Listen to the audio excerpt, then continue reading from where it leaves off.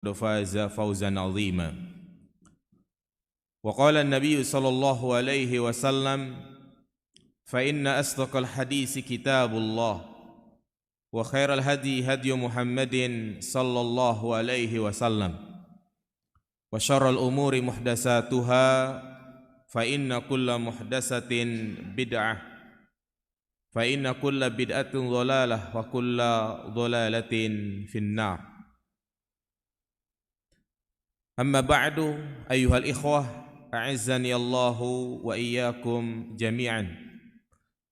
Pada kesempatan yang berbarakah ini, kita akan sampaikan tentang kisah detik-detik wafatnya Rasul kita Muhammad sallallahu alaihi wasallam, yang tentunya telah dimaklumi, sadar tidak sadar, kita akui apapun tidak, bahwa setiap insan yang bernyawa pasti akan mengalami kematian. Semua manusia akan kembali kepada satu titik kepastian yang tidak bisa ditolak oleh siapapun. Kepastian tersebut adalah kematian. Begitu banyak Allah Subhanahu wa taala menyebutkan di dalam Al-Qur'an. Di antaranya Allah berfirman dalam surat Ali Imran ayat 185, kullu nafsin dha'iqatul maut. Setiap jiwa yang bernyawa pasti mati. Juga Allah nyatakan dalam surat Al-Qasas ayat 88, kullu syai'in halikun illa wajhah. Segala sesuatu akan binasa kecuali Allah Subhanahu wa taala. Demikian pula Allah nyatakan dalam surat Ar-Rahman, kullu man 'alaiha fan wa yabqa wajhu rabbika dzil jalali wal ikram. Setiap manusia akan binasa. Ayat ini bersifat umum, mencakup semuanya.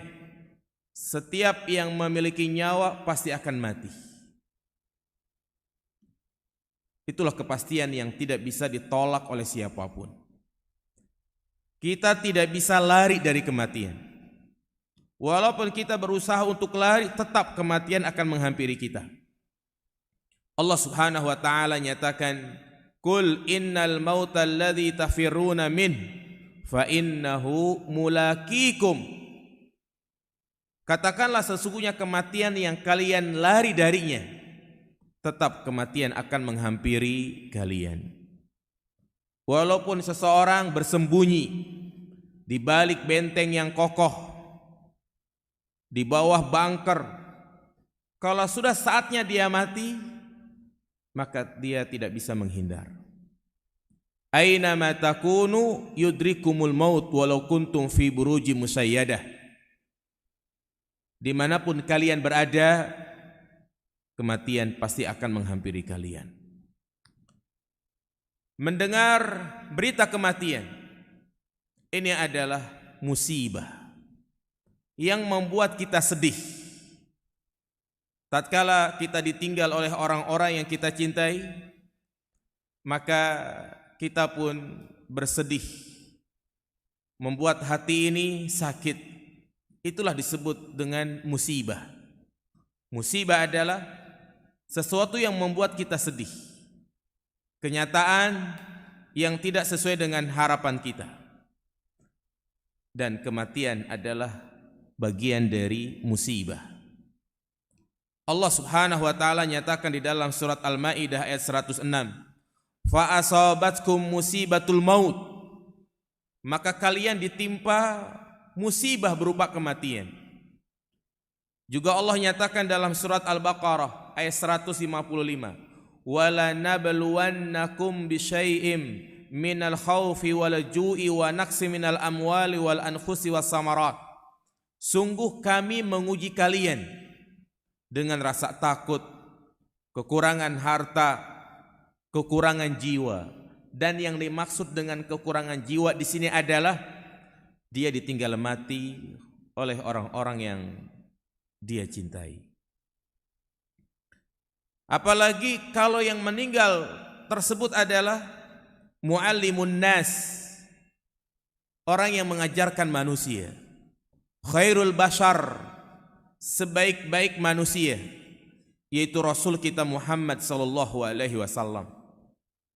Ini adalah musibah yang teramat besar, kesedihan yang sangat luar biasa. Ketika seseorang mendengar wafatnya Nabi kita Muhammad sallallahu alaihi wasallam, sampai-sampai penduduk Madinah mengatakan saat itu, tidak ada kebahagiaan yang paling besar daripada masuknya Rasulullah ke kota Madinah. Dan tidak ada kesedihan yang paling besar daripada meninggalnya Rasulullah sallallahu alaihi wasallam. Siapapun mereka saat itu yang memiliki keimanan di dalam hatinya, mendengar berita wafatnya Nabi sallallahu alaihi wasallam, semuanya pasti menangis dan sedih. Itulah yang dialami oleh Bilal bin Abi Rabah. Ia enggan untuk mengumandangkan azan, bukan karena ia menghindar dari keutamaan azan, tidak. Tetapi setiap kali dia mengumandangkan azan, ia tidak sanggup mengingat Nabi sallallahu alaihi wasallam. Karena beliau sangat sering membersamai Nabi. Ia adalah muazin Rasulullah.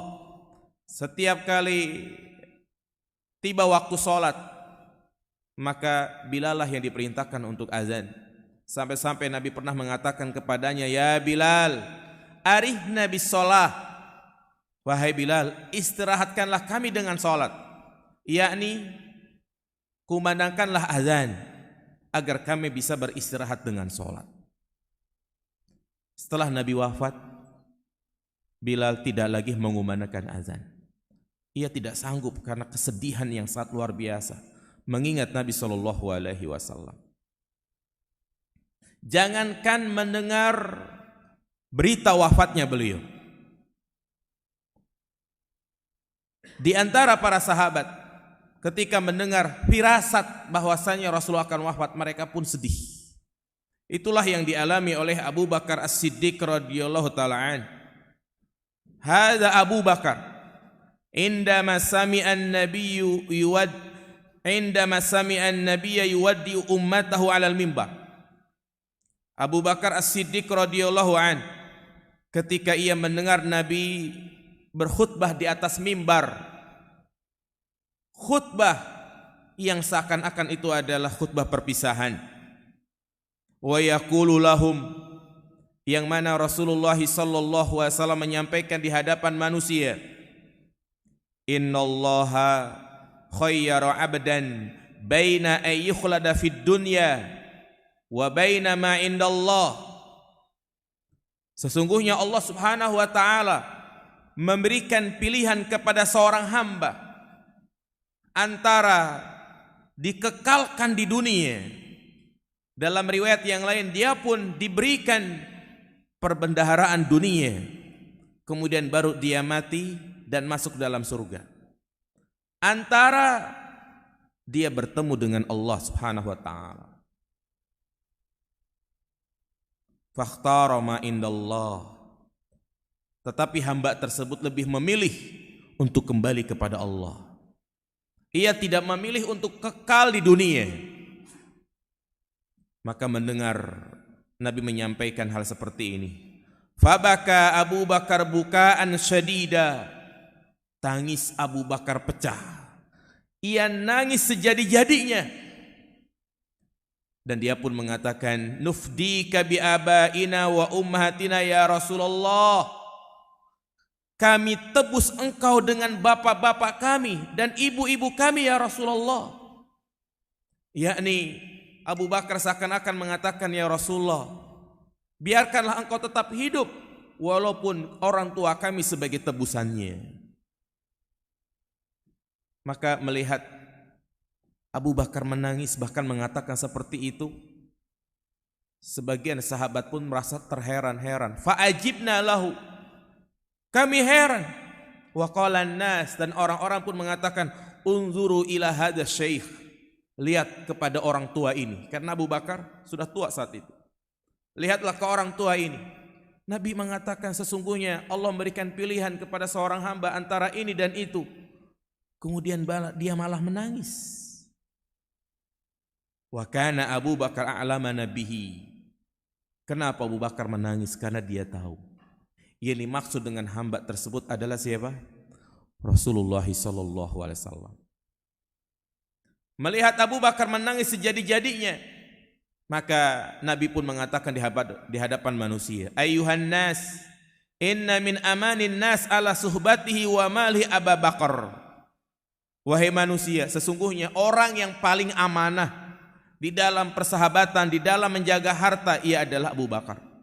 Walau kuntu mutakhidan khalilan min ummati latakhatu Abu Bakar khalila. Seandainya aku diperbolehkan untuk menjadikan orang lain sebagai khalil, kekasih, maka Abu Bakar adalah orangnya.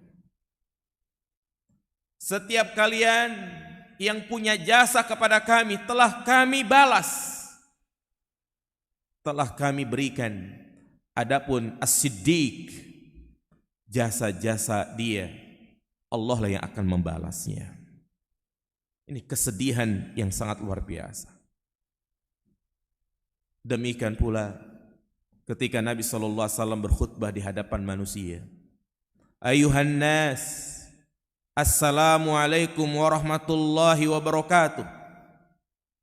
Inni mulaki rabbi wa sawfa ukhbiru ma ajabtum bihi. Wahai manusia, sesungguhnya aku akan bertemu dengan Rabbku, dan aku akan dikhabarkan tentang apa yang kalian jawab. Ayuhan nas, wahai manusia, siapa saja di antara kalian yang pernah aku cela, yang pernah aku sakiti, aku hartanya pernah aku ambil, maka kisoslah saat ini juga. Silakan kalian menuntutku sebelum datang suatu hari tidak bermanfaat lagi yang namanya harta dan yang lainnya. Maka ketika Nabi menyampaikan khutbah seperti ini, apa kata Anas? Fanadhartu ilan nas wa kullu wadi'in ra'sahu baina rijlaihi minal buka. Aku melihat semua manusia yang hadir, tidak ada yang mendongakkan kepalanya. Semuanya merunduk melihat ke kedua kakinya, minal buka, mereka semua menangis. Karena ketika Nabi mengatakan inna mulaki rabbi, sesungguhnya aku akan bertemu dengan Rabbku, ini sebagai isyarat bahwasanya beliau akan meninggal dunia. Jamaah yang dirahmati Allah Subhanahu wa taala, setelah turun firman Allah, ya ayyuhal muddassir kum fa'anzir wa rabbaka fakabbir wa siyabaka fatahhir. Wahai orang yang berselimut, bangkitlah, berikanlah peringatan. Dan ayat ini turun di awal-awal kenabian. Setelah Allah turunkan ayat yang pertama, yaitu surat Al-Alaq, dari ayat pertama sampai ayat kelima, kemudian baru turun ayat ini. Setelah turun ayat ini, Rasulullah SAW tidak pernah beristirahat dari dakwah. Dia berkorban segala-galanya untuk umatnya. Dia rela diintimidasi, dicela, bahkan banyak usaha-usaha yang dilakukan oleh orang-orang kafir dan oleh orang-orang munafik untuk membunuh Nabi SAW. Semua itu beliau lalui karena kecintaan kepada umatnya. Dan beliau bersabar di dalam berdakwah selama 23 tahun. Dan subhanallah, karena keikhlasan, kesabaran beliau dalam berdakwah, setelah 23 tahun berjalan, betul-betul membuahkan hasil yang sangat luar biasa. Manusia banyak yang memeluk agama Islam, bahkan datang dari penjuru kota, dari luar kota Mekah Madinah, dari Yaman, dari Syam, mereka datang ke kota Mekah Madinah untuk menyatakan diri memeluk agama Islam. Dan itu setelah 23 tahun. Maka turunlah firman Allah Subhanahu wa taala, "Idza jaa nasrullahi wal fath wa ra'aitan nasa yadkhuluna fi dinillahi afwaja fasabbih bihamdi rabbika wastaghfir innahu kana tawwaba." Apabila telah datang pertolongan Allah, kemenangan, dan engkau melihat manusia memeluk Islam berbondong-bondong, fasabbih bihamdi rabbika wastaghfir, maka bertasbihlah dengan menyebut nama Rabbmu dan mohon ampunlah kepadanya. Dengan diturunkannya ayat ini sebagai tanda bahwa tugas Nabi telah selesai. Jika tugas dakwah beliau telah selesai, berarti beliau sebentar lagi akan dipanggil oleh Allah Subhanahu wa taala. Dan inilah yang dipahami oleh sahabat Abdullah bin Abbas. Inilah yang ditafsirkan oleh Abdullah bin Abbas dengan turunnya ayat ini. Ini sebagai pemberitahuan dari Allah Subhanahu wa taala kepada nabinya bahwa ia akan dipanggil karena tugasnya telah selesai. Apalagi Allah katakan fasabbih bihamdi rabbika wastaghfir. Allah suruh nabi kita untuk beristighfar. Dan kebiasaan beliau di penghujung ibadah selalu beristighfar. Selesai sholat kita disuruh untuk apa? Beristighfar. Setelah buang hajat kita membaca istighfar, gufranak. Ini sebagai tanda bahwasanya beliau akan dipanggil oleh Allah Subhanahu wa taala. Dan sebelum beliau meninggal dunia, banyak pirasat-pirasat yang dialami oleh Nabi sallallahu alaihi wasallam. Di antaranya tepatnya pada tahun 10 Hijriah, 1 tahun sebelum beliau wafat. Karena beliau wafat pada tahun keberapa? 11 Hijriah. Tepatnya di bulan Rabiul Awal, pada hari Senin. Di mana di Ramadan terakhir tidak biasanya beliau iktikaf 20 hari. Setiap tahun beliau beriktikaf hanya 10 hari. Tapi di Ramadan yang terakhir, tepatnya pada tahun 10 Hijriah, beliau beriktikaf 20 hari. Berkata sahabat Abu Hurairah radhiyallahu an, "Kana an-nabiy sallallahu alaihi wasallam ya'takifu fi kulli Ramadan 10 ayyam." Adalah Nabi SAW, beliau selalu beriktikaf di akhir Ramadan 10 hari. Falamma kana 'amul ladzi qubida fihi i'takafa 20 yauma. Namun di tahun beliau akan meninggal dunia, beliau beriktikaf selama 20 hari. Demikian pula malaikat Jibril yang biasanya ia datang menemui Nabi SAW untuk mengajarkan Al-Quran hanya 1 kali. Namun di bulan Ramadan yang terakhir menjelang wafatnya beliau, malaikat Jibril datang 2 kali. Maka berkata Fatimah, Nabi SAW mengatakan kepada putrinya Fatimah, "Inna Jibril kana yu'aridunil Qur'an kulla sanatin marrah." Sesungguhnya malaikat Jibril ia mengajarkan kepadaku Al-Quran setiap tahun hanya sekali. Wa innahu aradani fi hadzal amratain. Dan khusus tahun ini Jibril datang 2 kali. Wala urahu illa hadara ajali. Wa innaki awwalu ahli baitillah luhuqa. Dan aku memandang itu adalah ajalku telah tiba. Ya Fatimah, engkau adalah ahlu baitku yang pertama akan menyusulku. Makanya setelah wafatnya Nabi SAW 6 bulan, Fatimah pun meninggal dunia. Nah, ini di bulan suci Ramadan pada tahun 10 Hijriah. Demikian pula di Hajjatul Wada, pada peristiwa Haji Wada. Dan itu pun terjadi pada tahun 10 Hijriah di bulan Dzulhijjah. Makanya haji yang terakhir Nabi disebut namanya Hajjatul Wada, haji perpisahan. Karena beliau berkhutbah di Arafah, menyampaikan di hadapan manusia seakan-akan itu adalah khutbah perpisahan. Bahkan beliau pun mengatakan litakhudhu manasikakum, ambillah oleh kalian tata cara manasik hajiku. Dan Nabi melaksanakan ibadah haji hanya sekali. Jadi haji yang beliau lakukan ini pada tahun 10 Hijriah adalah haji pertama dan haji terakhir. Ya, beliau mengatakan, ambillah oleh kalian tata cara manasik hajiku. Fa inni la adri la'ali la ahujju ba'da hajjati hadhihi. Karena bisa jadi ini adalah haji terakhirku. Aku tidak tahu, bisa jadi tahun depan aku tidak berhaji lagi.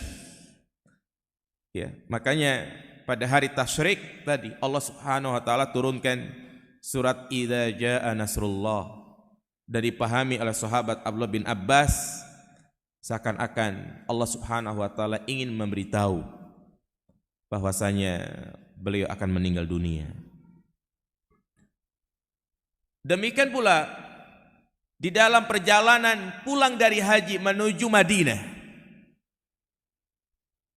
Nabi SAW singgah di suatu tempat, tepatnya di sumber mata air namanya Hum. Dan beliau pun sempat berkhutbah di hadapan manusia. Berkata Zaid bin Arqam, qama Rasulullah sallallahu alaihi wasallam fina yauman khatiba min ma'in yudahumma. Rasulullah sallallahu alaihi wasallam berdiri berkhutbah, menyampaikan khutbah kepada kami di suatu tempat sumber mata air yang disebut Hum, baina Makkah wa Madinah, yang tempat tersebut terletak antara Mekah dan Madinah. Fahamidallah wa asna alaih. Nabi pun memuji Allah dan menyanjung Allah. Wa wa'ada wa zakar. Kemudian memberikan nasihat, mengingatkan, memberikan peringatan. Amma ba'du. Ala ayuhan nas, fa innama ana basharun yushiku ayati ya rasul rabbi fa ujiba. Wahai manusia, sesungguhnya aku adalah manusia biasa. Sebentar lagi akan datang utusan dari Rabbku. Ia akan memanggilku dan aku akan memenuhi panggilan tersebut. yakni Allah akan mengutus malakul maut untuk mencabut nyawa Nabi sallallahu alaihi wasallam. Dan ini disampaikan ketika Nabi pulang dari Mekah menuju Madinah. Iya. Kemudian berlanjut tepatnya pada tahun 11 Hijriah. Jadi tentang kisah wafatnya Nabi SAW kita sampaikan secara berurutan. Kejadian-kejadian mulai dari akhir tahun 10 Hijriah, kemudian ya pada awal 11 ya Hijriah. Nah, tepatnya di bulan Safar tahun ke-11 Hijriah, beliau pergi menuju syuhada Uhud. Dan dikatakan oleh Uqbah bin Amir, Rasulullah sholat di sana. Itu sholat jenazah. Ada perbedaan pendapat. Ada yang mengatakan beliau berziarah menuju syuhada Uhud dan hanya berdoa. Ada yang berpendapat di mana beliau mengerjakan sholat jenazah. Suman sarafa ilal mimbar. Selesai dari syuhada Uhud, beliau pun kembali ke kota Madinah dan masuk ke Masjid Nabawi. Dan beliau pun menyampaikan khutbah. Apa kata Uqbah bin Amir? Kal muwaddi lil ahya wal amwat. Beliau menyampaikan khutbah di atas mimbar bersikap seperti orang yang akan berpisah terhadap orang-orang yang masih hidup. Apa yang beliau sampaikan? Wallahi wa inni faratukum wa ana syahidun alaikum.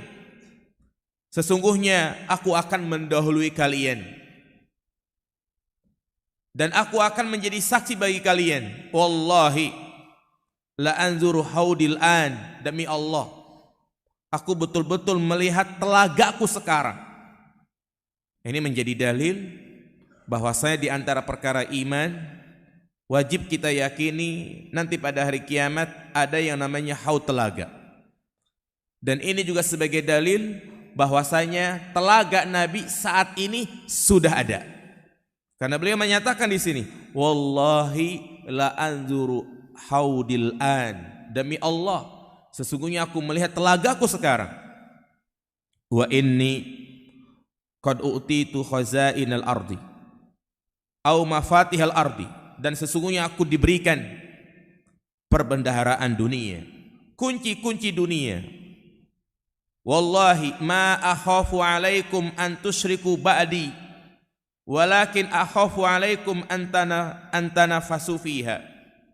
Demi Allah, tidaklah yang aku khawatirkan kalian terjerumus ke dalam kesyirikan setelahku, yakni aku tidak mengkhawatirkan kalian melakukan kesyirikan.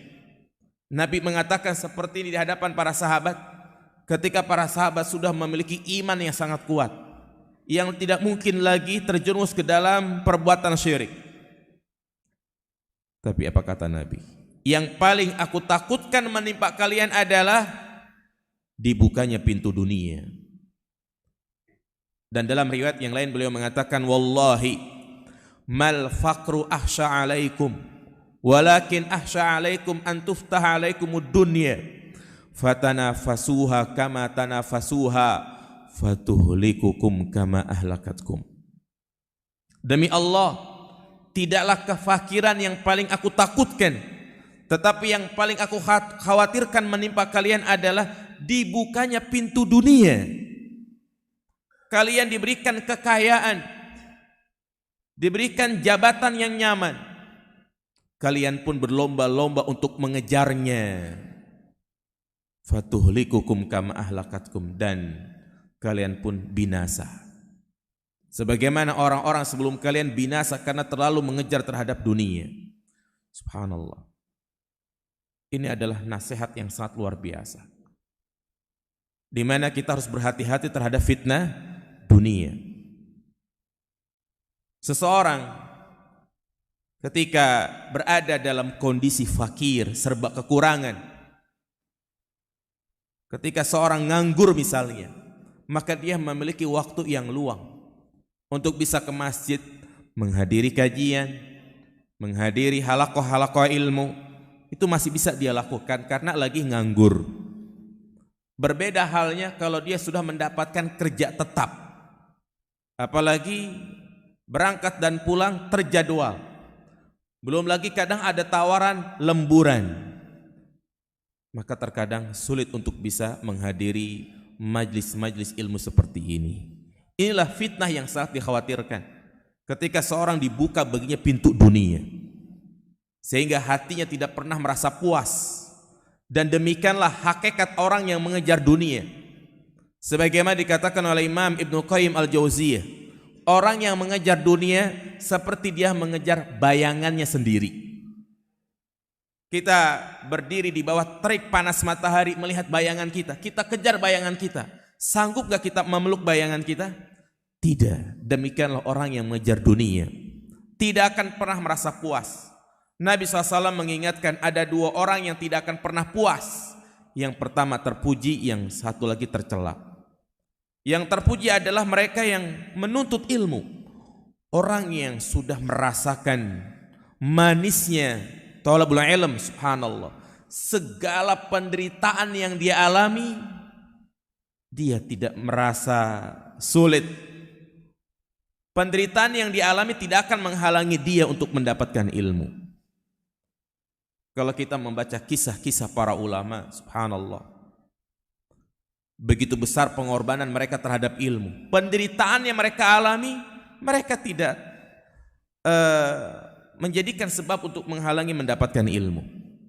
Imam Malik disebutkan, atau gurunya Imam Malik, sampai sebelum dia berangkat thalabul ilm, dia menjual genteng rumahnya terlebih dahulu karena nggak punya biaya. Ya. Ada seorang ulama besar, untuk mendapatkan ilmu dia berjalan kaki ribuan kilo, bahkan sampai disebutkan dia telah berjalan 5.800 kilo. 5.800 kilo, perjalanan yang begitu jauh, sampai dia mengalami kencing darah, penderitaan. Tapi semuanya menjadi indah ketika hatinya sudah dikuasai dengan cinta terhadap ilmu. Dia tidak akan pernah merasa puas. Adapun yang kedua yang tercela, yaitu orang yang mengejar dunia. Maka Nabi mengatakan, seandainya manusia diberikan satu lembah isinya emas, pasti dia menginginkan yang kedua. Dikasih dua lembah isinya emas semua, pasti dia menginginkan yang keberapa? Yang ketiga. Demikianlah seterusnya. Dan itu nyata jemaah. Ketika seseorang punya tabungan 100 juta, pasti pengen nambah lagi 200 juta. Sudah mencapai 200 juta, nambah lagi, terus seperti itu. Dia tidak akan pernah merasa puas sampai mulutnya disumpel dengan tanah, yakni datang kematian.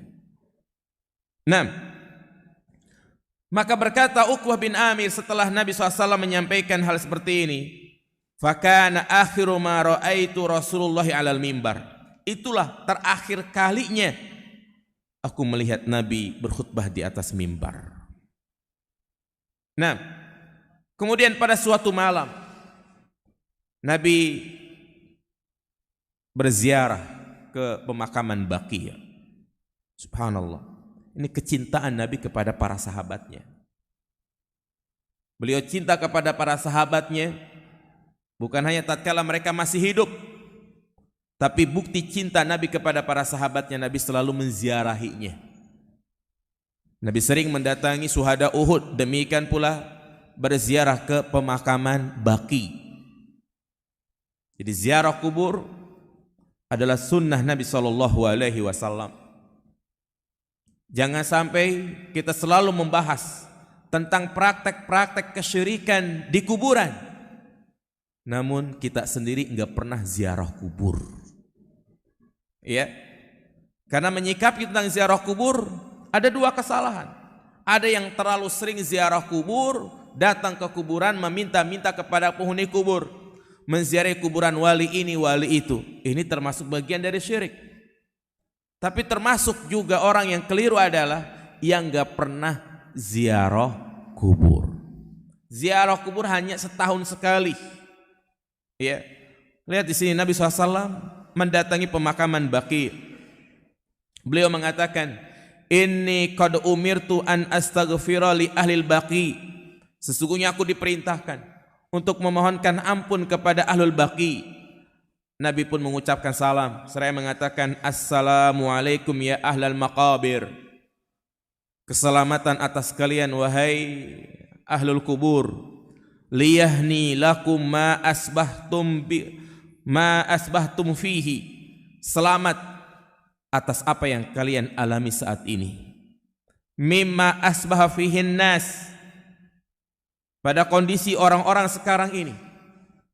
Artinya Rasulullah SAW bukan ngajak bicara, tapi beliau hanya menyampaikan kepada ahlul Baqi', bersyukurlah kalian, selamat atas kalian, di mana kalian telah mati terlebih dahulu, tidak mengalami zaman sekarang ini. Lau ta'lamuna man najjakumullahu minhu, kalau seandainya kalian tahu Allah telah menyelamatkan kalian. Akfalatil fitanu kakit'il lail muzlim. Sungguh fitnah telah datang seperti potongan-potongan malam yang gelap. Fitnah yang datang belakang lebih dahsyat. Artinya Nabi SAW menyampaikan kepada ahlul Baqi', selamat kalian, tidak mengalami fitnah seperti yang kami alami. Karena beliau juga mengatakan, la ya'ti alaikum zamanun illa walladhi ba'dahu asyarru min. tidak akan datang suatu zaman kecuali zaman setelahnya itu lebih buruk dari zaman sebelumnya. Itulah yang kita rasakan saat ini jemaah. Fitnah syubhat, fitnah syahwat merebak sangat luar biasa. Maksiat di mana-mana. Bahkan di zaman saat ini seorang itu sangat mudah untuk melakukan kemaksiatan. Dengan benda yang kecil, yaitu berupa HP. Disitulah seseorang diuji keimanannya. Apakah dia bisa mempergunakan HP dengan semestinya yang bisa menghantarkan dia ke dalam surga, atau malah sebaliknya, HP tersebut akan mengantarkan dia ke dalam neraka. Fitnah. Di zaman Nabi ada enggak HP? Tidak ada. Maksiat. Naam, dari sisi kemajuan dunia, teknologi, zaman sekarang lebih maju. Tapi dari sisi agama, banyak sekali fitnah-fitnah yang itu menjadi ujian keimanan. Kemudian beliau pun mengatakan, inni qad utitu mafatiha khazainid dunya. Sesungguhnya aku diberikan kunci perbendaharaan dunia, wal khulda fiha, dan kekal di dalamnya, tsummal jannah, kemudian aku mati dan masuk surga. Wa khuyyirtu baina dzalika wa baina liqa'i rabbi, dan aku diberikan pilihan selain itu. Pilihan yang lain adalah aku dipanggil oleh Allah untuk berjumpa dengan Allah.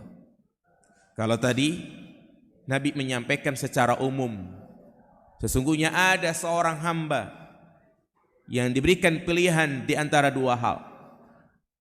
Kalau di sini Nabi menyampaikan secara langsung, wa khuyyirtu, aku diberikan pilihan. Ini adalah firasat bahwasanya beliau akan meninggal dunia. Apa kata Nabi? Wa qad ikhtartu liqa'a rabbi wa dakhaltul jannah. Dan aku lebih memilih untuk berjumpa dengan Rabbku. Dan aku masuk ke dalam surga. Kenapa Nabi SAW lebih memilih untuk berjumpa dengan Rabbnya? Karena ingat, tidak ada kenikmatan yang paling besar, bahkan puncak kenikmatan yang akan didapat oleh penghuni surga, yaitu berjumpa dengan Rabbnya. Nikmat, lebih nikmat daripada nikmat yang ada di dunia. Makanya ketika penduduk surga sudah pada masuk dalam surga, mereka mendapatkan kenikmatan yang sangat luar biasa. Apa kata Allah Subhanahu wa taala? Maukah kalian aku berikan sesuatu? Para penghuni surga mengatakan, ya Rabb, nikmat apa lagi yang akan kau berikan? Kami sudah masuk ke dalam surga, kau telah bebaskan kami dari neraka. Kemudian Allah Subhanahu wa taala membuka hijabnya dan penduduk surga pun melihat. Nah, jadi Rasulullah SAW lebih memilih untuk bertemu dengan Rabbnya, karena itu lebih nikmat dari segala-galanya. Karena itu di antara doa yang diajarkan oleh Nabi SAW untuk kita baca, Allahumma inni as'aluka ladzatan nazari ila wajhik wa syauqa ila liqa'ik. Ya Allah, aku mohon kepadamu untuk bisa melihat wajahmu dan bisa bertemu denganmu. Maka setelah itu, setelah beliau ziarah dari makam Baqi, beliau pun pulang. Jadi beliau berziarah di malam hari. Ini juga menjadi dalil bahwa yang namanya ziarah kubur tidak dikhususkan hanya pada waktu-waktu tertentu. Kapan saja boleh, mau siang, mau malam, silahkan. Maka termasuk perkara yang tidak disyariatkan, di mana seseorang mengkhususkan ziarah kubur menjelang Ramadan atau hanya di hari raya Idul Fitri. Maka beliau pun pulang. Pulang. Di pagi harinya beliau mulai merasakan sakit, demam, panas yang sangat tinggi. Dan sebelum-sebelumnya beliau tidak pernah merasa sakit separah itu. Baru kali itu beliau merasakan sakit yang sangat luar biasa. Demam. Dan demam ini karena pengaruh racun yang pernah masuk ke dalam tubuhnya. Racun-racun tersebut mulai masuk ke saraf yang ada di tubuhnya. Dan beliau menyampaikan sendiri, sebagaimana hadis Ibnu Abbas, ya, ketika beliau sakit demam yang tinggi, ya,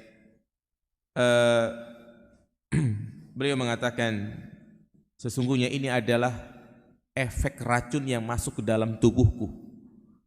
Tepatnya pada tahun ke-7 Hijriah, pada peristiwa Perang Ahzab, beliau diundang makan oleh seorang wanita Yahudi. Hukum asal bermuamalah kepada orang kafir boleh, maka Nabi pun memenuhi undangannya. Ternyata yang diundang bukan hanya Nabi saja, beberapa sahabat pun ikut diundang.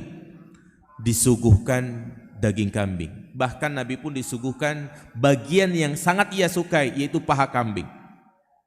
Dimakan oleh para sahabat dengan begitu lahap. Nabi pun baru makan beberapa suap, daging kambingnya itu berbicara, fa inni masmuma, sesungguhnya aku ini beracun.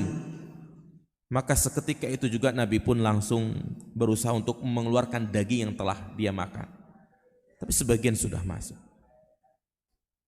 Ya, akhirnya sebagian sahabat ada yang meninggal saat itu juga karena efek racun yang sangat luar biasa. Sebagian lagi ada yang meninggal setelah pulang dari peperangan itu. Adapun Nabi tidak. Kenapa Nabi SAW tidak diwafatkan saat itu juga seperti sahabat-sahabat yang lainnya? Karena tugas beliau belum selesai. Ya, tadi kita sebutkan beliau berdakwah berapa tahun? 23 tahun. Dan beliau meninggal di tahun 11 Hijriah setelah selesai semuanya. Di tahun ke-7 Hijriah beliau belum meninggal. Dan setiap tahun beliau merasakan efek dari racun tersebut, beliau demam. Tapi tidak separah yang beliau alami di tahun 11 Hijriah menjelang wafatnya beliau. Apa kata sahabat Ibnu Abbas? Ada satu hikmah kenapa Nabi meninggal karena sebab racun tersebut.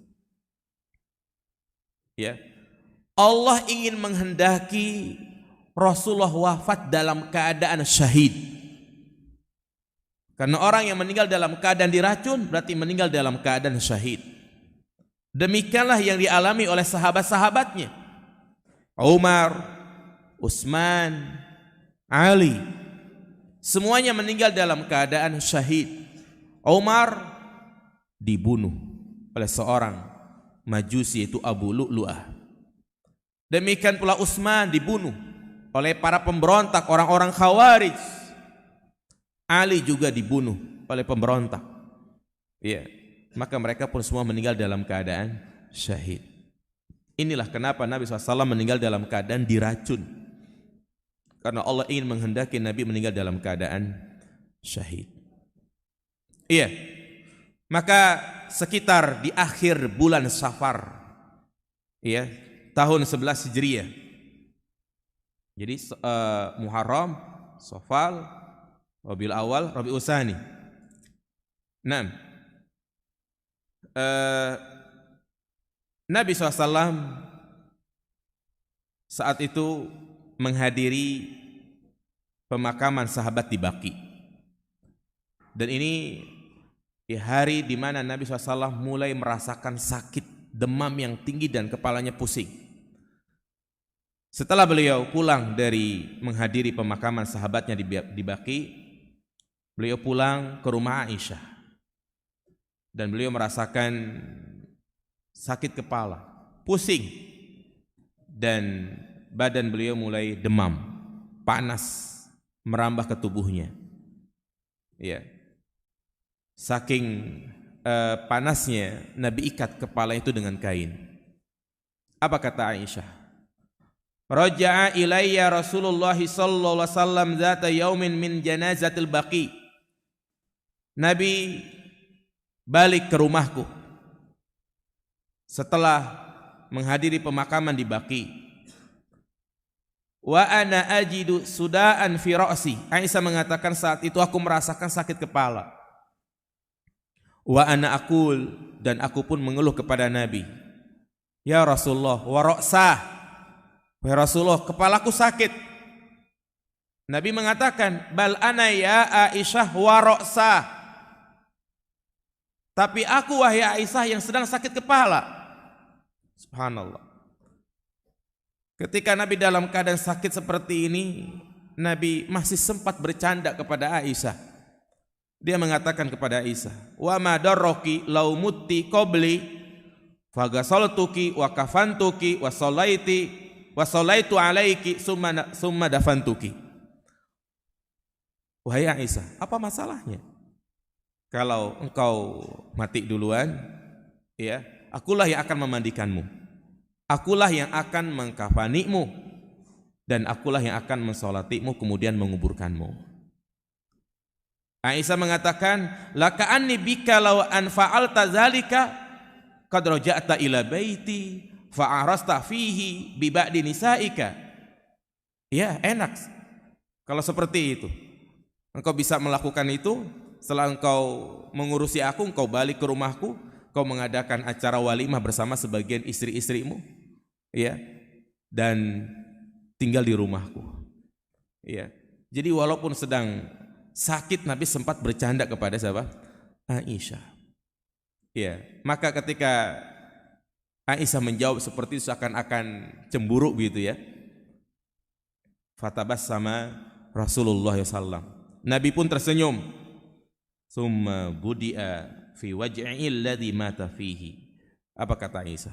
Itulah awal sakit beliau.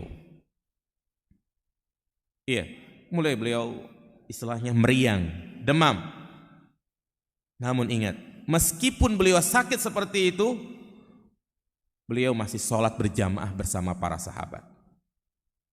Iya.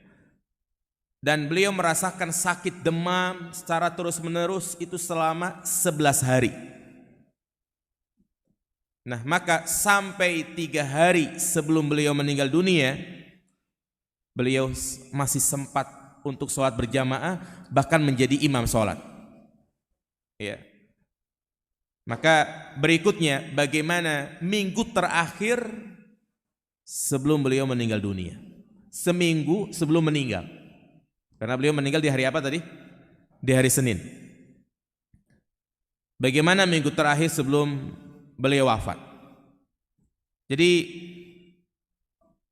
penyakit Rasulullah semakin berat dan beliau ingin menetap di salah satu rumah istrinya. Dan beliau sangat menginginkan bisa tinggal di rumah Aisyah. Ya. Karena Aisyah adalah istri yang paling beliau cintai. Dan juga di antara alasan lain, karena rumah Aisyah adalah rumah yang paling dekat dengan Masjid Nabawi. Nempel, hanya terpisah dengan tirai. Artinya walaupun Nabi dalam keadaan sakit, beliau masih tetap menjadi imam. Iya. Maka tatkala beliau sakit, yang saat itu di rumah Maimunah, beliau sempat mengatakan, ya, di mana giliranku besok? Ya. Kemudian berkata Ubaidillah bin Utbah, awalu mashtaka Rasulullah sallallahu alaihi wasallam fi baiti Maimunah, fasta'adzana azwajah ayyumarrada fi baiti Aisyata fa'adhinna lahu. Nabi pertama kali mengalami sakit yaitu di rumahnya Maimunah. Maka ia pun meminta izin kepada istri-istrinya untuk dirawat di rumahnya Aisyah. Dan istri-istri Nabi yang lain pun mengizinkannya. Maka saat itulah Nabi SAW pindah ke rumahnya Aisyah. Tapi tidak berjalan sendiri karena sudah sangat payah, lelah, akhirnya dia pun diapit oleh dua sahabatnya. Yang pertama yaitu Fadl bin Abbas dan Ali bin Abi Thalib. Ya, mulai dipapah dan beliau berjalan dengan kaki terseret-seret dan kepalanya diikat dengan kain karena beliau merasakan pusing yang sangat. Nah, ketika Nabi SAW dibawa ke rumah Aisyah, ya, mulailah sahabat-sahabat menjenguk Nabi SAW. Ya, bagaimana perhatian para sahabat kepada Nabi. Mereka betul-betul menerapkan hak-hak sesama muslim. Karena Rasulullah adalah sebagai gurunya, sakit mereka pun datang berbondong-bondong untuk menjenguknya.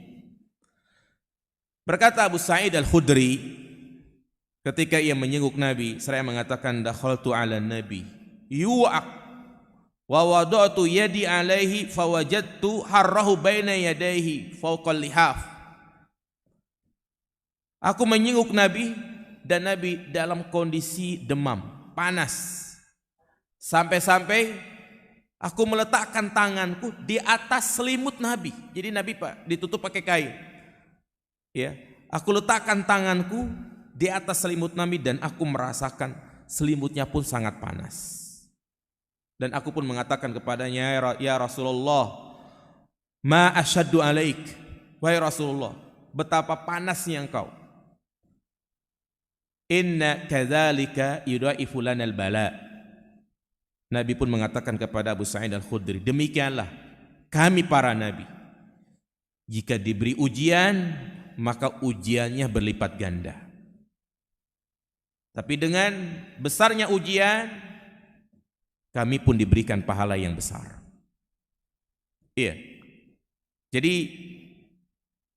ujian para nabi dan rasul adalah ujian yang paling berat. Apa kata Nabi SAW? Ya. Asyaddun nasi bala'an al-anbiya summa salihun summa al-amsal fal-amsal. Orang yang paling berat ujiannya adalah para nabi, kemudian orang-orang soleh, kemudian orang-orang yang semisalnya. Dan semakin berat ujian yang mereka alami, maka semakin besar pahala yang mereka dapat. Apa kata Nabi? Inna idhamal jaza ma idhamil bala. Sesungguhnya besarnya pahala itu tergantung dengan besarnya ujian yang dialami.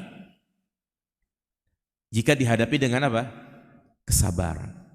Inilah cara Allah Subhanahu wa ta'ala yang ingin meninggikan derajat seseorang. Jadi bisa jadi Allah tinggikan derajat seorang hamba dengan ujian yang menimpa dia. Maka yakinlah setiap ujian yang kita alami itu sebagai tanda cinta Allah kepada kita. Jangan kita suudzon kepada Allah, jangan mengatakan kok Allah zalim ya sama saya, kok Allah enggak sayang ya sama saya. Tidak, justru ujian tersebut sebagai tanda cinta. Apa kata Nabi SAW? Innallaha idza ahabba qauman ibtalahum. Sesungguhnya Allah Subhanahu wa ta'ala apabila cinta kepada suatu kaum, maka Allah uji mereka. Dan di balik ujian pasti ada hikmah. Lihatlah Nabi Musa, ibundanya, siapa yang tega membuang anaknya ke sungai? Anak yang baru lahir, yang selalu dinanti-nanti kehadirannya. Tapi karena perintah Allah, akhirnya Musa pun dibuang ke sungai Nil. Karena itu yang terbaik. Karena kalau dia tetap bertahan, Nabi Musa tetap berada di rumah ibunya, barangkali akan dibunuh. Subhanallah. Kesedihan di balik nikmat yang sangat luar biasa. Nabi Musa diambil oleh istrinya Fir'aun, Asia. Dirawat, tapi ternyata tidak ada seorang wanita pun yang bisa menyusui Musa. Musa enggak mau. Maka akhirnya dipanggil seorang wanita untuk menyusui Nabi Musa, dan Nabi Musa pun langsung mau. Ternyata wanita tersebut adalah siapa? Ibunya. Subhanallah. Maka ibunya pun dipersilahkan tinggal di istana gratis mendapatkan fasilitas mewah dan hidup bersama anaknya Musa. Ini hikmah yang sangat luar biasa. Ya. Nabi Yusuf sejak kecil sudah mendapatkan ujian, jemaah. Sejak kecil.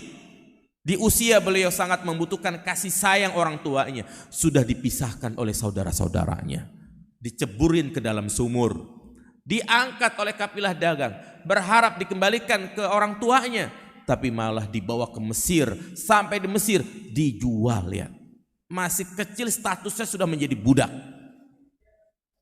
Ya. Dibeli jadi seorang budak. Ketika dalam kondisi seperti ini, dia pun difitnah, menggoda istri raja. Akhirnya ia pun dijebloskan ke dalam penjara. Ujian yang bertubi-tubi. Tapi subhanallah, setelah dia mengalami ujian yang sangat luar biasa, Allah subhanahu wa ta'ala menjadikan dia manusia yang memiliki kedudukan yang sangat tinggi. Nah, demikian pula yang dialami oleh Nabi SAW. Beliau demam 2 kali lipat dari demamnya orang biasa. Berkata sahabat Abdullah bin Mas'ud yang saat itu menyenguk Nabi, dakhaltu ala Rasulillahi wa huwa yu'aq. Aku masuk kepada Nabi dan saat itu beliau sedang demam. Faqultu ya Rasulullah innaka la tu'aq wa'kan syadida. Wahai Rasulullah, sesungguhnya engkau sedang demam tinggi, panas yang sangat. Kata Nabi, na'am, inni u'aku kama yu'aku rajulani minkum. Iya, aku sedang demam dan aku mengalami demam seperti yang dialami oleh 2 orang. Ya. Qultu, kata Ibnu Mas'ud, anna laka ajrain, apakah karena engkau akan mendapatkan 2 pahala? Nabi mengatakan, ajal, ya. Jadi subhanallah, Rasulullah mengalami sakit, beliau tidak banyak mengeluh. Karena beliau yakin bahwa sakitnya tersebut akan menggugurkan dosa. Bukankah Nabi SAW adalah manusia yang sudah diampuni dosa-dosanya?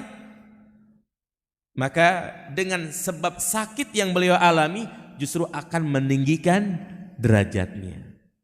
Maka faedahnya, tatkala kita sakit jangan sekali-kali mencela sakit. Ya. Justru sakit yang kita alami ini menjadi sebab penggugur dosa. Beliau menyampaikan, la tasubbil huma fa innaha tudhibu khotoya bani Adam kama yudhibul kair khobasal hadid. Janganlah kalian mencela demam, karena itu akan menggugurkan dosa-dosa anak Adam, sebagaimana api itu bisa membersihkan kotoran-kotoran pada besi. Nah, maka setelah para sahabat menjenguk, mulai pada pulang, tinggallah Aisyah sendirian. Ya, yang biasanya Nabi kalau sakit beliau meruqyah sendiri. Apa kata Aisyah? Kana Rasulullah sallallahu alaihi wasallam idza ishtaka yaqra'u ala nafsihi bil muawwadzat wa yanfusu falamma istadda kuntu aqra'u alaihi wa amsahu biyadaihi raja'an bi barakatiha. Adalah Rasulullah apabila beliau sakit maka beliau meruqyah sendiri dengan surat-surat pendek, qul a'udzu birabbin nas, qul a'udzu birabbil falaq. Kemudian beliau pun meniupkan di kedua telapak tangannya dan mengusapkan ke seluruh tubuhnya. Ya, dan ini menjadi pelajaran penting tatkala kita sakit, maka hal yang kita lakukan pertama adalah meruqyah diri kita sendiri. Dan ini juga menjadi dalil bahwasanya ruqyah, membacakan ayat-ayat Al-Quran bukan hanya untuk orang yang kesurupan saja, tapi sakit yang kita derita, pusing, demam, juga disunahkan untuk apa? Meruqyah. Karena di kita memahami ruqyah itu hanya untuk siapa? Orang yang kemasukan setan aja, ya kan? Padahal tidak. Nabi sakit beliau meruqyah. Tapi karena beliau tidak sanggup lagi untuk meruqyah dirinya, beliau payah, hanya bisa rebahan. Ya, maka apa kata Aisyah? kuntu aqra'u alaihi, akulah yang meruqyah Nabi. Wa amsahu biyadaihi raja'an bi barakatiha, tapi bukan aku yang mengusapkan tubuhnya dengan kedua tanganku, tidak, tapi aku tiupkan ya ke kedua telapak tangan Nabi, dan Nabilah yang mengusap tubuhnya sendiri, raja'an bi barakatiha, berharap keberkahan dari tangannya. Jamaah yang dirahmati Allah Subhanahu wa taala. Berikutnya, 5 hari sebelum Nabi meninggal dunia. Berarti hari apa jamaah? Meninggal hari Senin, berarti hari Rabu. Ya. Apa yang dialami oleh Nabi SAW di hari yang kelima sebelum beliau meninggal dunia? Di hari yang kelima, demam Nabi sudah sangat parah, sampai beliau pun pingsan. Kemudian sadar, beliau pun mengatakan kepada istri-istrinya. Jadi ya, kalau sudah malam maka Aisyah bersama Nabi. Tapi kalau sudah siang, istri-istri Nabi pun yang lain pun datang. Ya, apa kata Nabi SAW? Hariku alayya min sab'i qurab, min sab'i kirab, lam tuhlal awqiyatuhunna la'ali ahidu ilan nas. Nabi mengatakan, tumpahkanlah air ke tubuhku, ambilkan air dan siramlah tubuhku dengan 7 kirbah. Kirbah itu artinya seperti galon. Kirbah wadah air yang terbuat dari kulit. Nabi minta didatangi 7 kirbah yang belum dibuka tutupnya. La'ali ahidu ilan nas, semoga aku bisa bertemu dengan orang-orang. Wa ujlisa fi mikhdabin li Hafsah, maka Aisyah mengatakan, aku pun mendudukkan Nabi di sebuah bak, yang bak itu adalah miliknya Hafsah. Tsumma tufikna nasubu alaih, dan kami pun mengambil air dan menyiramkannya ke tubuh Nabi. Hatta tufiqa yusiruna ilaina, ya, sampai akhirnya Nabi pun memberikan isyarat dengan tangannya, seakan-akan Nabi mengatakan cukup, cukup. Ya.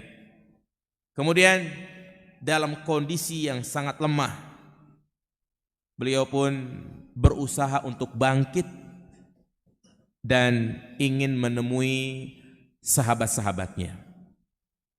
Ini di hari yang kelima. Beliau menuju orang-orang yang ada di Masjid Nabawi, karena beliau merasa setelah disiram tadi badannya mulai baik. Beliau keluar dengan mengenakan sorban hitam yang beliau ikat di kepalanya. Ini terjadi khilaf di kalangan para ulama tentang masalah sorban hitam yang beliau kenakan. Ya, apakah sorbannya berwarna hitam? Sehingga sebagian ulama mengatakan bolehnya seorang menggunakan sorban yang berwarna hitam. Ada yang mengatakan sorban beliau berwarna putih, tapi karena sering dipakai untuk mengikat kepala, keringetan, sehingga terlihat hitam. Nah, apa kata sahabat Ibnu Abbas?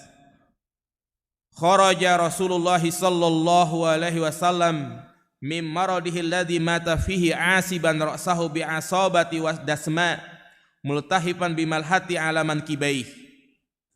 Di hari yang kelima sebelum beliau meninggal dunia, beliau keluar dalam kondisi kepalanya terikat dengan kain.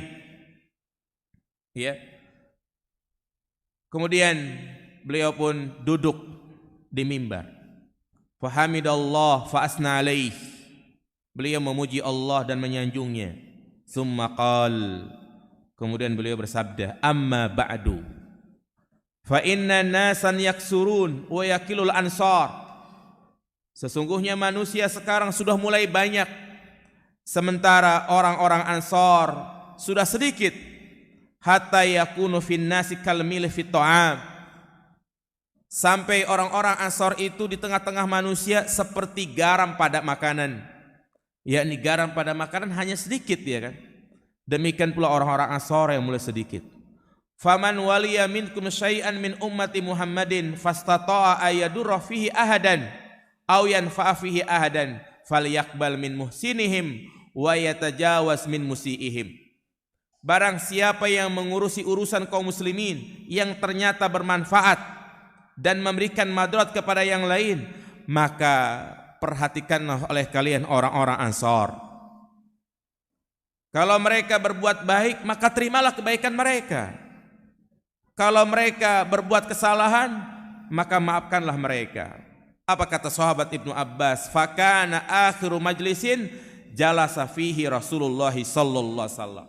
Itu adalah akhir majelis Nabi sallallahu alaihi wasallam. Kenapa Nabi sempat-sempatnya keluar menemui sahabatnya dan memuji-muji orang Ansor?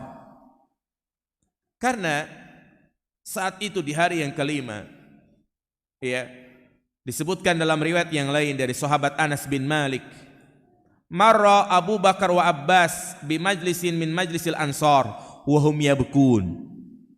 Suatu ketika Abu Bakar dan Abbas lewat di majlisnya orang-orang Ansor.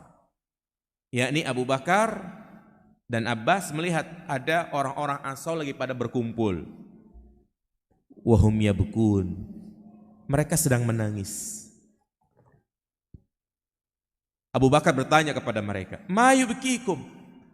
Apa yang membuat kalian menangis? Zakarna majlisa Rasulillahi minna. Kami ingat kajian Nabi SAW yang biasa Nabi mengisi kajian majlis ilmu. Ini sudah beberapa hari Nabi enggak kajian lagi. Makanya mereka pun sedih, subhanallah. Lihat kecintaan mereka terhadap majlis ilmu. Akhirnya fadakhala 'ala Nabi SAW fa akhbara bidzalik. Abu Bakar dan Abbas pun datang menemui Nabi SAW dan mengkhabarkan tentang apa yang dialami oleh orang-orang Ansor. Fa kharaja an-nabi wa qad asaba 'ala rasi hasibata burdin fa sa'idal mimbar.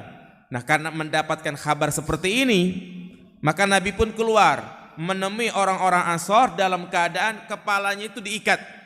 Beliau naik ke atas mimbar, walam yas'adhu. Nabi enggak mampu untuk berdiri, makanya Nabi duduk. Ya. Maka fahamidallah wa asna alaih. Nabi memuji Allah dan menyanjungnya, kemudian mengatakan, usikum bil ansar fa innahum qurashi wa aibati. Nabi mengatakan kepada para sahabat yang hadir saat itu, aku wasiatkan kalian agar berbuat baik kepada orang-orang Ansor karena mereka adalah orang-orang khususku. Wa qad qadaw ladzina alaihim wa baqiyal ladzi lahum faqbalu min muhsinihim wa tajawazu an musiihim. Mereka yaitu orang-orang Ansor telah menjalankan kewajiban ya Allah bebankan kepada mereka. Mereka telah membela Nabi, mereka telah menolong Nabi. Tinggal hak-hak mereka belum didapatkan dan hak mereka adalah surga. Ini diantara keutamaan orang-orang Ansor. Ya, mereka banyak membantu Nabi SAW.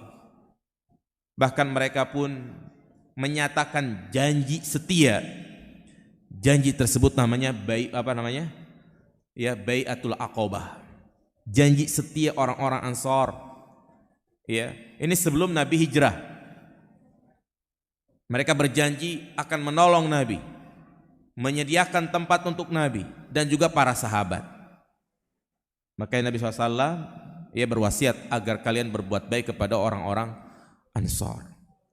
Dan Nabi pun mengatakan, hubbul ansor minal iman wa bugduhum minan nifaq. Ya, cinta kepada orang-orang Ansor adalah keimanan dan membenci mereka adalah kemunafikan.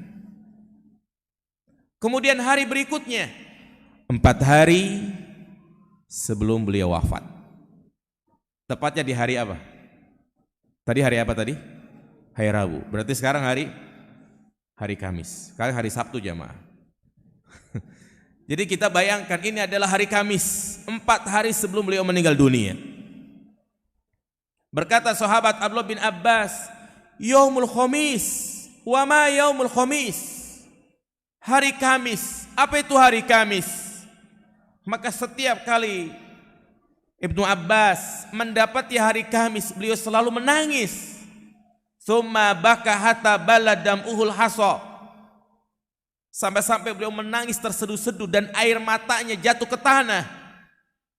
Kenapa beliau menangis? Beliau mengatakan, ishtadda bi Rasulillah sallallahu alaihi wasallam waj'uhu bi yaumil khamis. Karena pada hari Kamis Nabi SAW merasakan penderitaan karena sakitnya itu. Ya. Maka pada hari Kamis inilah Nabi sempat mengatakan kepada para sahabat yang menyenguk, "I'tuni kitaban aktubu lakum lan tadillu ba'di." Nabi dalam posisi tidur, rebahan karena semakin parah sakitnya. Nabi mengatakan kepada orang-orang yang hadir, datangkan kepadaku lembaran. Aku ingin menulis sebuah wasiat yang kalian tidak akan tersesat setelahku ini. Fatanaza'u. Tapi ternyata para sahabat berselisih. Sebagian mengatakan gak usah, cukup sudah kitabullah sebagai wasiat dari Allah Subhanahu wa taala. Kasihan Nabi dalam keadaan payah. Jangan biarkan dia menulis. Dalam riwayat disebutkan di antara orang yang tidak setuju adalah Umar. Dia mengatakan annan nabiyya sallallahu alaihi wasallam ghalabahul wajah. Nabi sangat parah sudah. Enggak usah diambilkan lembaran. Waqtalafu. Mereka berselisih. Apa kata sahabat Ibnu Abbas? Wa ma yang bagi inda Nabi tanazu. Tidak pantas berselisih di sisi Nabi SAW. Ya, artinya Umar mengatakan jangan, gak usah diambilin kertas karena Nabi sudah sangat payah. Ini istihad beliau. Maka dari kisah inilah dijadikan oleh orang-orang Syiah untuk mencela Umar. Lihat tuh Umar. Padahal bisa jadi akhir wasiat Nabi adalah ingin menulis tentang orang yang berhak menjadi khalifah. Bisa jadi itu adalah Ali. Tapi dihalang-halangi oleh siapa? Oleh Umar. Padahal Umar tidak demikian. Umar ya menyarankan untuk tidak diberikan kertas karena ya kondisi Nabi sudah sangat parah. Dan berbicara tentang keutamaan Umar. Subhanallah. Kenapa dia berhak menjadi khalifah? Karena kedudukannya begitu dekat dengan Nabi SAW. Dialah satu-satunya sahabat yang dijuluki Al-Mulham, orang yang diberi ilham. Apa saja yang beliau firasatkan itu terjadi. Itulah namanya rajulun mulham. Ya. Apa yang ia firasatkan terjadi. Dan banyak ayat-ayat turun disebabkan karena firasat Umar tentang syariat azan. Sebelum Abdullah bin Zaid melaporkan mimpinya itu, ternyata Umar pun sudah mimpi sebelumnya, tapi dia malu untuk menyampaikan kepada Nabi. Setelah perang Badar ada 60 tawanan perang. Semuanya ditangkap. Dan yang ditangkap itulah gembong-gembong Quraisy yang sangat memusuhi Nabi. Maka Nabi pun tidak mau mengambil kebijakan sendiri. Beliau bermusyawarah bersama para sahabat. Ditanya, Abu Bakar, bagaimana pendapatmu? Abu Bakar berpendapat, sudah bebaskan saja. Ya. Biar mereka menganggap kita baik, mereka pun hatinya lembut. Umar ditanya, bagaimana wahai Umar? Umar tegas jawabannya, datangkan kepadaku orang yang dekat denganku, aku akan tebas lehernya. Artinya Umar lebih memilih berpendapat 60 orang ini diapain? Dibunuh saja semuanya. Maka akhirnya Nabi pun mengambil kebijakan yang tengah-tengah. Mereka dibebaskan dengan membayar tebusan. Ternyata di pagi harinya Umar datang melihat Rasulullah sedang menangis. Abu Bakar pun sedang menangis. Umar heran. Ya. Kenapa kalian menangis? Istilahnya kok nangis ngajak-ngajak gitu kan. Iya, kemudian Rasulullah mengatakan, seandainya bukan karena sebab engkau mungkin kami semuanya sudah diazab. Artinya Allah lebih setuju dengan pendapatnya siapa? Umar. Ketika seorang gembong munafik Ibnu Salul mati, maka Nabi dan para sahabatnya ingin nyolatin dia. Umar segera mengambil tangan Nabi, ya Rasulullah, jangan kau sholatin dia. Dia ini orang yang sangat memusuhi Islam. Lihat di sini jemaah sekalian, Rasulullah secara zahir tetap menghukumi Ibnu Salul dia adalah Muslim. Iya. Tapi Umar mengatakan jangan ya Rasulullah. Tapi Rasulullah tetap nyolatin hingga akhirnya turunlah firman Allah Subhanahu wa taala, wala tusolli ala ahadi minhum abada. Janganlah engkau menyolati dia. Ya. Kemudian juga Umar pernah mengatakan seandainya maqam Ibrahim dijadikan tempat untuk sholat, maka turunlah firman Allah Subhanahu wa taala, wattakhidu min maqami Ibrahim musalla. Ini keutamaan Umar. Bagaimana mungkin dikatakan Umar itu ya berkhianat, punya niat tidak baik, tidak. Ya.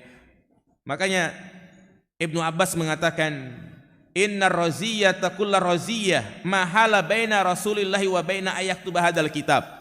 Musibah terbesar adalah terhalanginya Nabi untuk menulis pesan terakhir.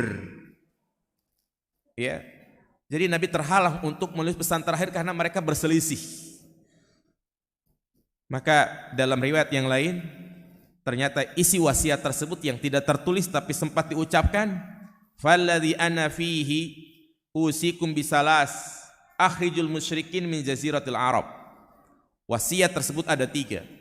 Yang pertama adalah keluarkan orang-orang musyrikin dari jazirah Arab. Wa ujizul wafda binahwi ma kuntu ujizuhum. Apabila ada delegasi yang datang, berilah penghargaan. Ya, berilah penghargaan. Kemudian wasiat yang ketiga, Nabi lupa. Afwan, bukan Nabi lupa, tapi perawi lupa. Ya. 6. Udah mau maghrib jamaah sekalian. Jadi saya cukupkan sampai di sini. Kita sampai di hari yang keberapa ini? Hari yang keempat. Insya Allah di Sabtu yang akan datang kita lanjutkan, ya, masih di hari yang keempat, hari ketiga, hari kedua, dan hari Senin, ya, wafatnya Nabi Shallallahu Alaihi Wasallam. Jadi inilah ya kajian yang bisa kita sampaikan. Jadi ternyata kisah yang beliau alami itu semuanya dinukil oleh para sahabat. Dan apa yang tadi saya sampaikan, ya ini semuanya ada dalam kitab-kitab hadis, baik kitab Bukhari, Muslim, ya, tentang kisah wafatnya Nabi Shallallahu Alaihi Wasallam. Ya demikian, semoga kita semua dikumpulkan bersama Nabi.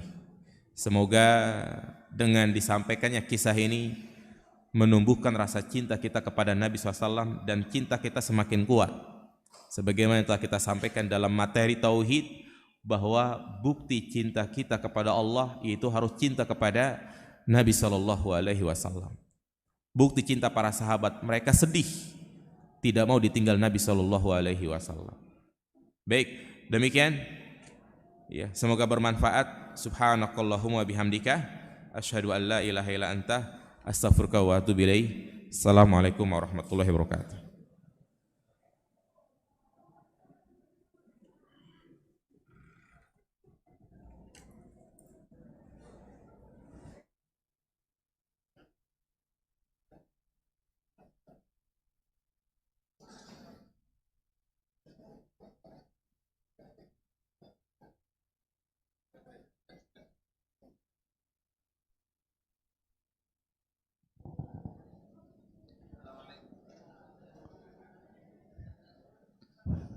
Bismillah. Bapak-bapak silakan naik ke atas. Kemudian mohon anak-anak kecil jangan sampai melongok-longok dari pagar yang di atas. Tolong panitia diawasi, itu banyak anak-anak yang berada di sela-sela pagar. Panitia di sisi utara, Pak Kus. Di sisi utara itu anak-anak, ya, mohon diamankan Nggak usah melongok-melongok keluar dari pagar karena pagarnya cukup tinggi.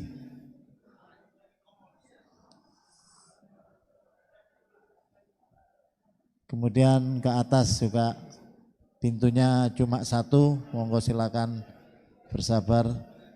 Jazakumullah khair.